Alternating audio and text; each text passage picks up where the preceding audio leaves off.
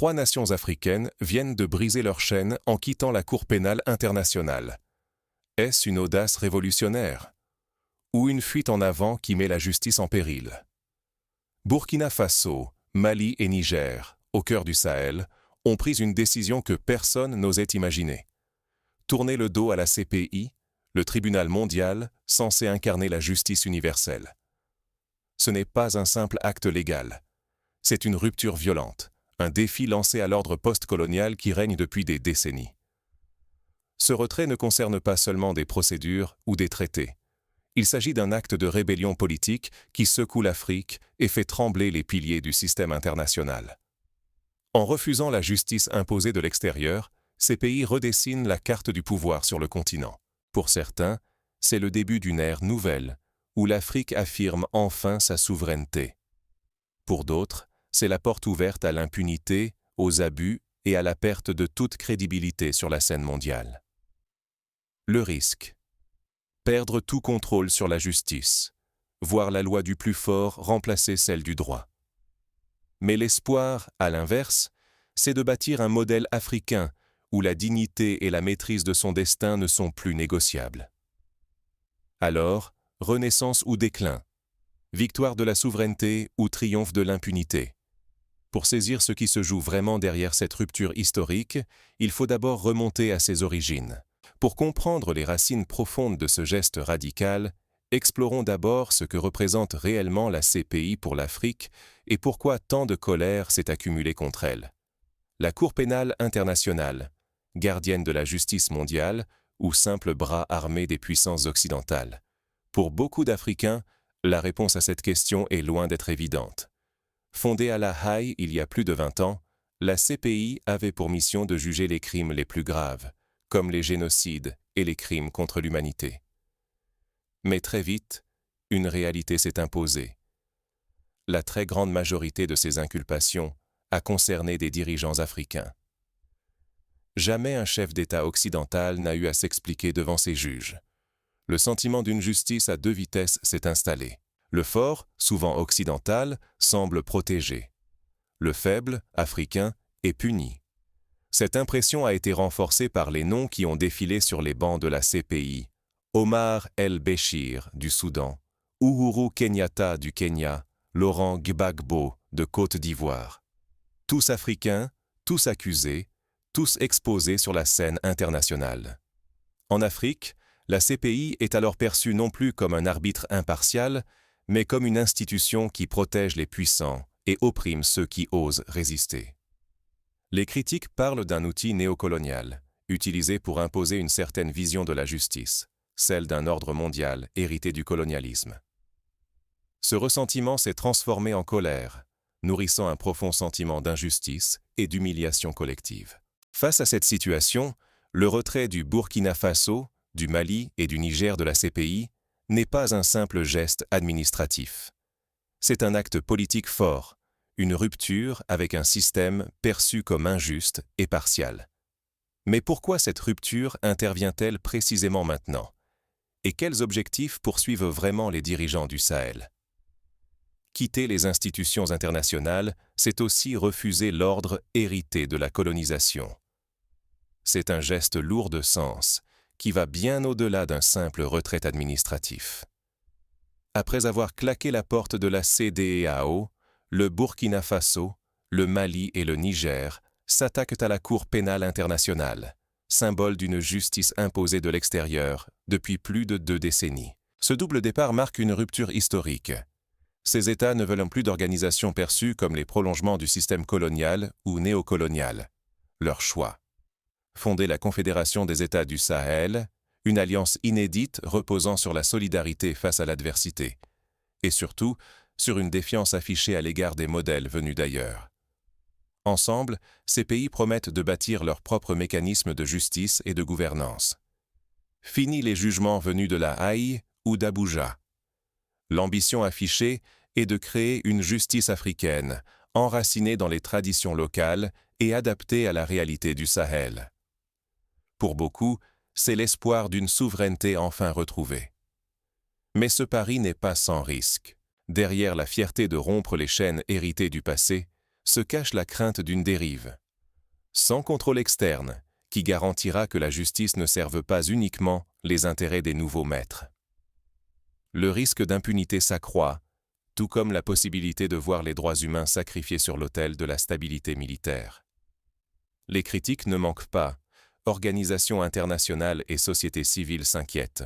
En fermant la porte à la CPI et à la CEDEAO, ces États pourraient offrir un boulevard à l'arbitraire, renforcer le pouvoir des juntes et réprimer toute contestation. La promesse d'une justice indigène pourrait-elle se transformer en instrument de contrôle et de peur? L'enjeu est immense. Construire une justice qui soit enfin africaine, ou bien sombrer dans un système où la loi du plus fort prime. Le pari est risqué, la route incertaine. Mais alors, qu'est-ce que cette nouvelle confédération du Sahel? Comment compte-t-elle s'organiser face aux défis et aux regards du monde?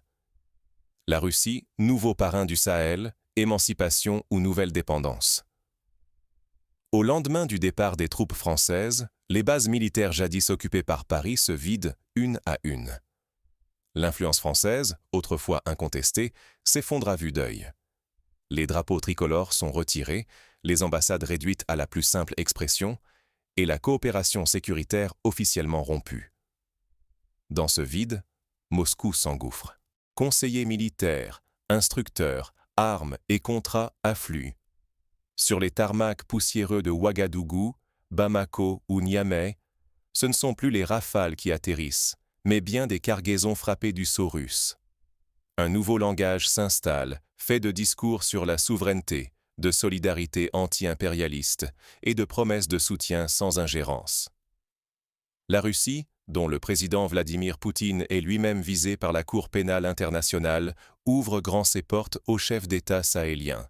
Dans les salons du Kremlin, les poignes de main se multiplient, les caméras diffusent des images de fraternité retrouvée et d'unité face à l'Occident jugé hypocrite et dominateur. Dans les rues de Bamako ou Niamey, des fresques murales pro-russes apparaissent, des rassemblements célèbrent l'amitié nouvelle, pendant que les médias d'État vantent l'alliance stratégique. Les discours officiels insistent sur le rejet du néocolonialisme occidental et la propagande russe tisse l'image d'un partenariat d'égal à égal. Mais derrière l'enthousiasme, le doute s'installe. Le Sahel ne risque-t-il pas de troquer une tutelle pour une autre? Les contrats d'armement, la dépendance à des mercenaires étrangers et l'alignement diplomatique sur Moscou laissent planer la menace d'une nouvelle forme de soumission. L'avenir de la coopération russo-africaine, si prometteuse en apparence, demeure incertain. Si Moscou propose la sécurité sans condition, qu'en est-il du développement, de la justice et surtout de la capacité des peuples à faire entendre leur voix face à de nouveaux intérêts étrangers? Le pari est risqué. Le Sahel peut-il vraiment tirer profit de cette alliance, ou s'expose-t-il à de nouvelles chaînes, forgées cette fois loin de Paris, mais toujours aussi solides? La rupture est consommée, mais l'heure des bilans commence à peine. La question devient brûlante. Qui portera la justice pour les peuples du Sahel, et sur quels principes reposera ce nouvel ordre? La liberté sans responsabilité n'est qu'un mirage. Comment inventer une justice qui protège, sans sombrer dans l'impunité? Depuis le retrait du Burkina Faso, du Mali et du Niger de la Cour pénale internationale, un vaste débat anime le Sahel. Quel modèle de justice pour remplacer celui dicté de l'extérieur? Certains prônent le retour aux tribunaux traditionnels, où les anciens règlent les différends selon les coutumes locales. D'autres misent sur la justice communautaire, plus proche du peuple, ou n'hésitent pas à défendre les tribunaux militaires, considérés comme plus efficaces en temps de crise. Mais l'enjeu est immense. Comment garantir une véritable redevabilité sans la supervision constante d'institutions occidentales? L'histoire a montré que la justice conçue loin du terrain n'inspire ni confiance ni respect. Pourtant, sortir du système international ne doit pas signifier l'absence de contrôle. Il faut inventer des mécanismes authentiquement africains, capables de juger les crimes les plus graves, tout en respectant les droits fondamentaux. Le symbole nationaliste ne suffit pas. Il ne s'agit pas seulement d'ériger des tribunaux aux couleurs du drapeau, mais de garantir l'équité, la sécurité et la dignité à chaque citoyen. La vraie justice ne se mesure pas au rejet de l'Occident, mais à la capacité de protéger les faibles contre les abus des puissants. Évidemment, le risque existe. Un modèle fermé, fondé sur la seule autorité des chefs ou des militaires, pourrait dériver vers l'arbitraire, voire l'autoritarisme.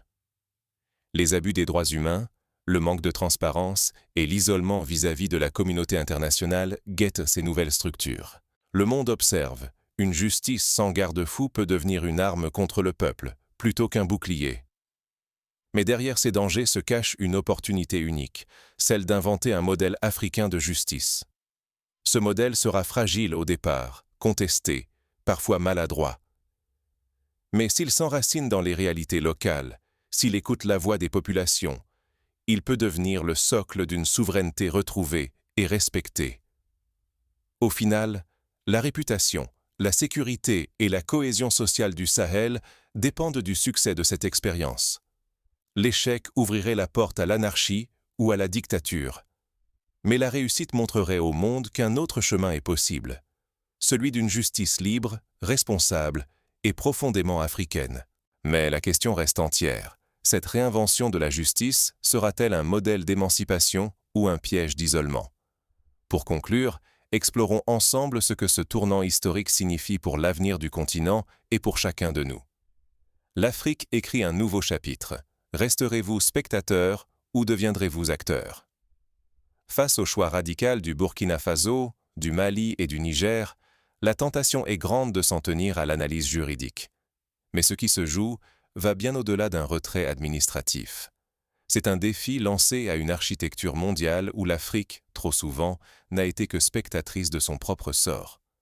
En quittant la Cour pénale internationale, ces États n'ont pas choisi l'isolement. Ils ont amorcé un mouvement, la première note d'une symphonie encore inédite, marquée par la volonté de redéfinir alliance et souveraineté.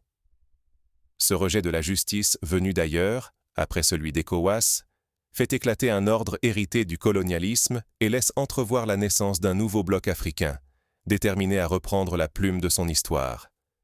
Mais à quelles conséquences s'expose-t-il? Entre l'espoir d'une justice enracinée et le risque de l'impunité, l'enjeu est immense. Pour le continent, il ne s'agit pas seulement de choisir ses alliés, Russie aujourd'hui, peut-être d'autres demain, mais de déterminer qui aura le dernier mot sur la justice, la dignité et le destin des peuples africains. Rester silencieux, c'est laisser d'autres écrire l'avenir du continent, c'est accepter que le pouvoir se transmette de main étrangère en main étrangère. Mais s'engager, c'est assumer la responsabilité de surveiller les nouveaux maîtres, d'exiger des comptes, de ne pas céder à l'illusion d'une souveraineté sans contrôle. L'Afrique est à la croisée des chemins. Cette rébellion contre la CPI sera-t-elle le point de départ d'une libération authentique ou le prélude à de nouveaux périls, d'autres dépendances, de nouvelles zones d'ombre? La réponse n'appartient pas uniquement aux chefs d'État ou aux chancelleries étrangères. Elle naît du choix de chaque citoyen, chaque témoin de cette transformation historique.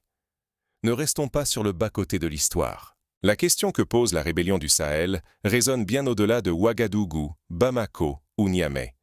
Car c'est toute l'Afrique, et peut-être le monde, qui devra apprendre à composer avec ces nouveaux équilibres.